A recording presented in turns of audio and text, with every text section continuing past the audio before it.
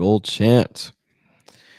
What a game we had on at Soldier Field on Sunday. I'll let you get into it. Bears squeaked by in overtime with the final score of 30-27 after Vikings a squeak by. Vikings squeaked by. Excuse me. What did I say? Bears squeaked by. Excuse me. Vikings squeaked by. That's why he looked like he was about to jump to the. Jump through the camera. What? Vikings squeaked by a score of 30-27 after the Bears had a really interesting end to the fourth quarter, some might say. I'll let you take it away. Before I get into the Vikings, the one thing I do say about the Bears, since their offensive coordinator change, I feel like he's playing into Caleb Williams' game. He's finding a way to use his talents, not forcing Caleb to be what he wants him to be, but playing to his strength.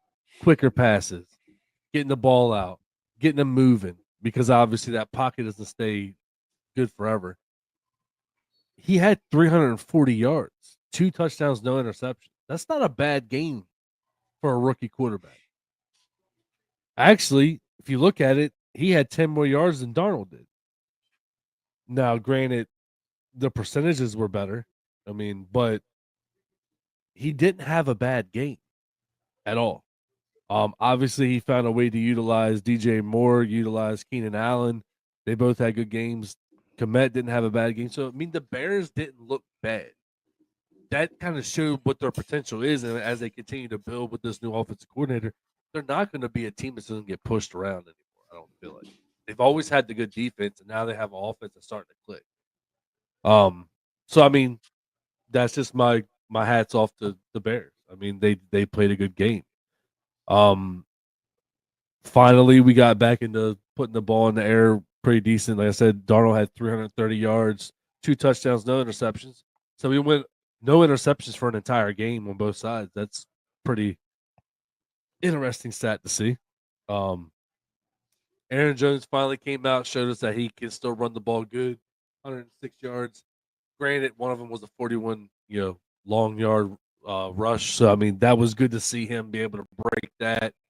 I did see he kind of slowed down towards the end. So I don't know if it was, just conditioning, age, whatever, getting to him. But he did. I thought he could have had a nice little burst. He might have been able to take that to the house. He did kind of slow down towards the end of that long run. The one good thing I can say is JJ was almost non-existent in this game, only 27 yards, but Addison came out with 162 yards, 8 receptions. That shit had me sick. Long. That shit had me sick. I benched him in a couple of my leagues. No, don't get me started. I forgot to look at my fantasy. In the one league that I'm in, I had 5 players on the bench for my starting lineup. Addison's on my bench. So I could. Oh. And I fucking missed it. And I had to switch out for players that hadn't started playing yet. And I didn't have hardly anybody. I still ended up winning that game. I don't know how. But... What, in our league or in another league? No, it was a different league. And the thing is, like I said, Addison popped the fuck off and would have damn near won the game for me. But it was good to see Hockenson back, being healthy, producing 114 yards, 7 receptions. So it goes to show that when teams double and triple team JJ to try to take him out of the game, those other weapons that I've been preaching about the last couple of weeks, we're finally showing that we can use them. Finally showing that we can utilize the Hockenson, the Addison, and Aaron Jones even had the 23 yards in the reception. But we don't need to focus all energy on JJ. That was beautiful for me to see. Defense has been playing stout. Obviously, we still. Did they put 27 up on us? Yes, but at the same time, our defense is coming away with key plays when we need it. That's kind of been the go-to story this year. Our defense has been playing great.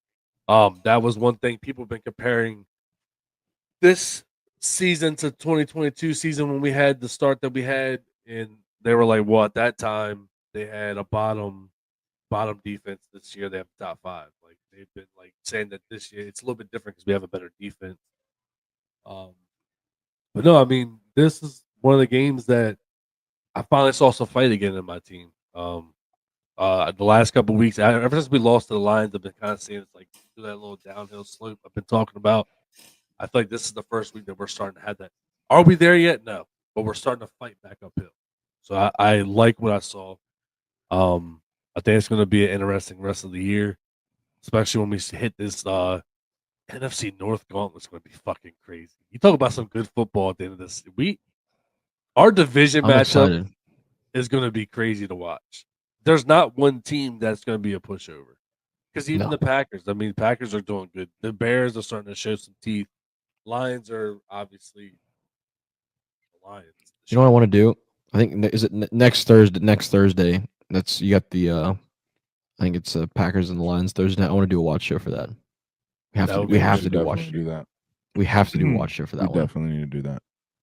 Absolutely. And I can't wait to watch my division just battle it out these last couple weeks when it gets down time for that. It's gonna be fucking beautiful.